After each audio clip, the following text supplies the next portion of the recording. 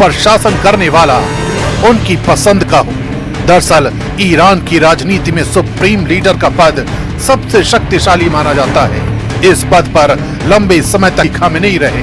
28 फरवरी को air strike में उनकी हत्या के बाद उनके उत्तराधिकार को लेकर चर्चा तेज हुई। नाम आया उनके बेटे मोस्तफा खामेनेई का। इसी बीच अमेरिका के राष्ट्रपति डोनाल्ड ट्रंप ने कहा, ईरान के अगले सुप्रीम लीडर के चयन में अमेरिका की राय होनी चाहिए।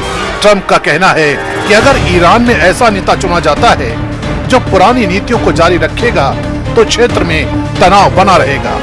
लेकिन एक्सपर्ट मानते हैं कि सुप्रीम लीडर का पद इतना शक्तिशाली है कि उसका फैसला पूरी तरह ईरान की आंतरिक व्यवस्था के तहत होता है। यही वजह है कि ट्रंप का बयान तेहरान में सीधी दखलंदाजी के तौर पर देखा जा रहा है। अब समझते हैं ईरान में सुप्रीम लीडर को चुने जाने की पूरी कहानी को। ईरान में सुप्रीम लीडर सबसे ऊपर होते हैं। उनके हाथ में अंतिम अधिकार होता है। सुप्रीम लीडर ही न्यायपालिका के प्रमुख यानी हेड ऑफ जुडिशरी की नियुक्ति करते हैं। यही न्यायपालिका प्रमुख आगे गार्डियन काउंसिल के कई सदस्यों की नियुक्ति में भूमिका निभाता है। गार्डियन काउंसिल चुनावी उम्मीदवारों की जांच करती है और संसद के अलावा राष्ट्रपति चुनाव की वैधता तय करती है। इसके साथ ही असेंबली ऑफ एक्सपर्ट नाम की संस्था होती है जिसके 88 सदस्य चुने जाते हैं और वही सुप्रीम लीडर का चुनाव करते हैं। यानी राष्ट्रपति और संसद चुनी हुई संस्थाएं हैं, लेकिन सत्ता का अंतिम नियंत्रण सुप्रीम लीडर के पास ही रहता है। ईरान में सुप्रीम लीडर की ताकत यही खत्म नहीं होती। संविधान के मुताबिक यही पद देश की सेना और रणनीतिक संस्थाओं का सर्वोच्च कमांडर होता है। यानी IRGC समेत सैन्य बल सीधे सुप्रीम लीडर के अधीन रहते हैं। रक्षा नीति, परमाणु कार्यक्रम और विदेश नीति की अंतिम दिशा भी वही तय करता है।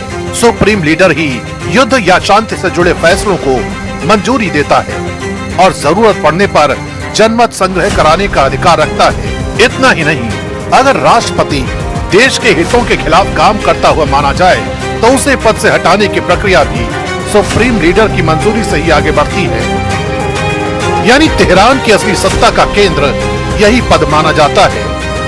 इसलिए जब डोनाल्ड ट्रंप ईरान के नए सुप्रीम लीडर पर सवाल उठाते हैं तो ये मामला सिर्फ बयानबाजी का नहीं रहता। ये सीधे ईरान की सत्ता, संप्रभुता और पश्चिम एशिया की आने वाली राजनीति से जुड़ा बड़ा टकराव बन जाता है। कहते कहते आवाज का ऊंचा हो जाना, आंखों में आंखें डालकर लड़ जाना और ये कभी ना सोचना कि कोई क्या सोचेगा। ऐसा अक्सर होता है। पता है क्यों? क्योंकि मेरे लिए देश से जुड़ा हर मुद्दा, हर सच, हर सवाल